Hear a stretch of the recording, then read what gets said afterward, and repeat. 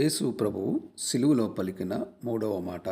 యోహాను సువార్త 19వ అధ్యాయము 26వ వచనము. యేసు తన తల్లియు తాను ప్రేమించిన శిష్యుడును దగ్గర నిలుచుండుట చూచి, అమ్మా, ఇదిగో నీ కుమారుడు అని తన తల్లితో చెప్పెను. తరువాత శిష్యుని చూసి, ఇదిగో నీ తల్లి అని చెప్పెను. చూడండి, ఇక్కడ తల్లి యొక్క విశిష్టత ఏంటో ఈ ప్రపంచానికి తెలియజెప్పడానికి యేసుక్రీస్తు ప్రభు సిలువ మీద నుండి ఈ మాట పలుకుతూ ఉన్నాడు. తల్లి యొక్క ప్రాముఖ్యత ఏమిటి, తల్లి యొక్క గొప్పతనం ఏంటి అని చెప్పడం దేవుని యొక్క ముఖ్య ఉద్దేశంగా ఇక్కడ మనకి కనబడతా ఉంది. చూడండి, తల్లిని ఎంతగా ప్రేమించాలో దేవుడు ఈ యొక్క సందర్భం ద్వారా తెలియపరుస్తూ ఉన్నాడు. మరి ఎఫెసీయులకు రాసిన పత్రిక 6వ అధ్యాయంలో ఉంది కదా, తల్లిని తండ్రిని సన్మానించేవాడు దీర్ఘాయుష్మంతుడు అవుతాడని చెప్తున్నాడు కదా. కాబట్టి తల్లి గొప్పతనం గురించి ప్రపంచానికి తెలియజెప్పడం కోసం దేవుడు ఆ విధంగా మరి ఆ సిలువలో 3వ మాటలో తల్లి గురించి, ఆ తల్లి గురించిన ప్రేమను తెలియజెప్తా ఉన్నాడు. కాబట్టి మనం అమ్మని ప్రేమిద్దాం. ఎందుకంటే అమ్మ ప్రార్థన పిల్లలకు రక్షణ కవచంగా ఉంటుంది. అమ్మ నవ్వు ఇంటి అంతటికి కూడా ఆశీర్వాదకరంగా ఉంటుంది.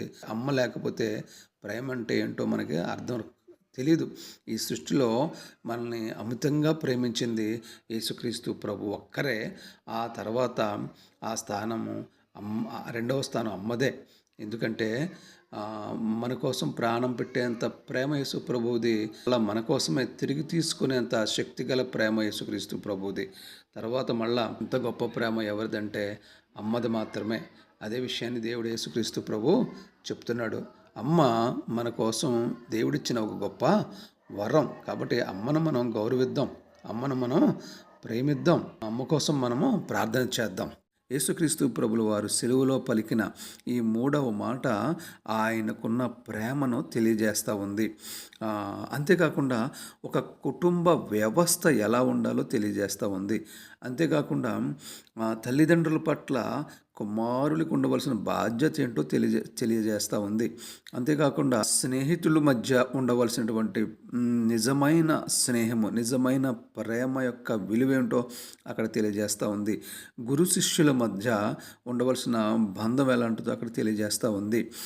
నిజమైనటువంటి యేసు ప్రభు యొక్క ప్రియ శిష్యుడుగా యోహాను గారి యొక్క నిజమైనటువంటి మనసు ఏంటో అక్కడ తెలియజేస్తూ ఉంది. యేసుక్రీస్తు ప్రభు రొమ్మున ఆనుకున్న శిష్యుడై ఉన్నాడో ఆయనే యోహాను గారు. ఆయన మాత్రమే అక్కడ ఉన్నట్లుగా మనం చూస్తున్నాం. ఎందుకంటే యేసు ప్రభుల వారు ఎక్కువగా ప్రేమించిన శిష్యుడు యోహాను గారు.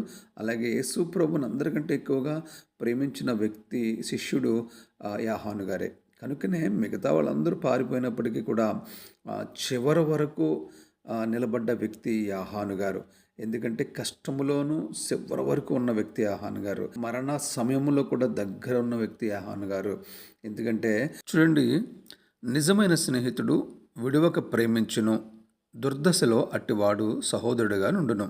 సామెత గ్రంథము 17:17లో వ్రాయబడిన ప్రకారముగా నిజంగా అక్కడ యేసు ప్రభు నిజంగా ప్రేమించిన శిష్యుడిగా యోహాను గారు ఉన్నారు. కాబట్టి ఆయన మరణించే సమయంలో కూడా దగ్గరున్నాడు. ఎన్ని కష్టాలు వచ్చినా ఆయన విడువక దగ్గరనే ఉన్నాడు. కనుకనే యేసు ప్రభుల వారు కూడా ఈయన యొక్క నిజాయితీని, ఈ హానెస్టీని చూసి తల్లిని ఆయనకి అప్పగించాడు. తల్లి బాధ్యత ఆయనకి, ఆ యోహాను గారికే అప్పగించాడు. ఇన్ని కోణాలు ఈ యొక్క 3వ మాటలో మనకి తెలియపరుస్తూ ఉంది. నిజానికి చూడండి, యేసుక్రీస్తు ప్రభుల వారు తల్లిని పిలుస్తున్నాడు. ఇక్కడ ఏమనంటే అమ్మా అని పిలుస్తున్నాడు. అమ్మా అని పిలుస్తున్నాడు. అమ్మ అని పిలవడంలో ఉన్నటువంటి మాధుర్యము కన్న తల్లికి మాత్రమే తెలుస్తుంది.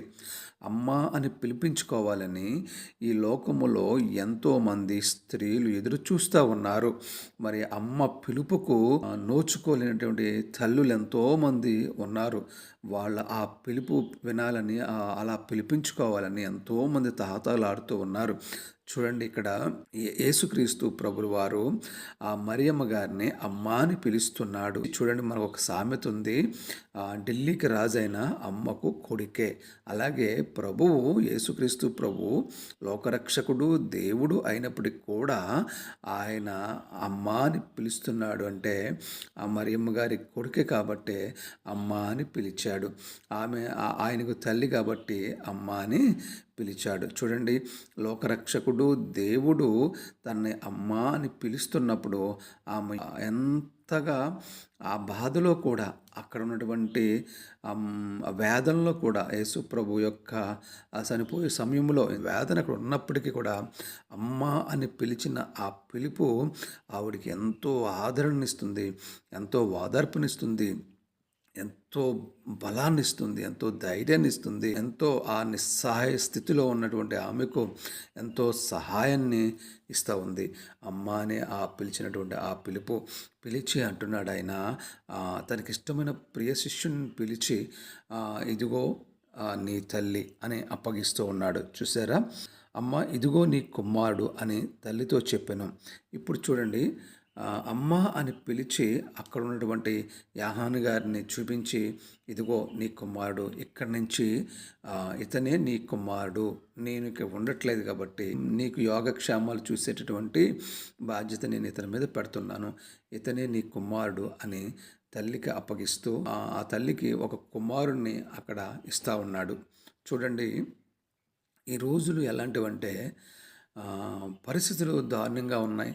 తల్లిదండ్రులు పట్టించుకోలేని పరిస్థితులు, తల్లిని తండ్రిని విడిచిపెట్టేసే పరిస్థితులు, వాళ్ళ ఉద్యోగ బాధ్యతలు, వ్యాపార బాధ్యతలు, లేకపోతే కోడలికి తల్లికి అత్తగారికి పడకో, కోడలికి అత్తగారికి పడకో పరిస్థితుల్లో ఏది ఏమైనప్పటికీ నీ తల్లిదండ్రులని వృద్ధాప్య ఆశ్రమాల్లో విడిచిపెట్టేసేసి డబ్బులు కట్టి వాళ్ళని బాగా చూసుకోమని చెప్పి విడిచిపెట్టేసే పరిస్థితులు ఈరోజు దాపరించినాయి.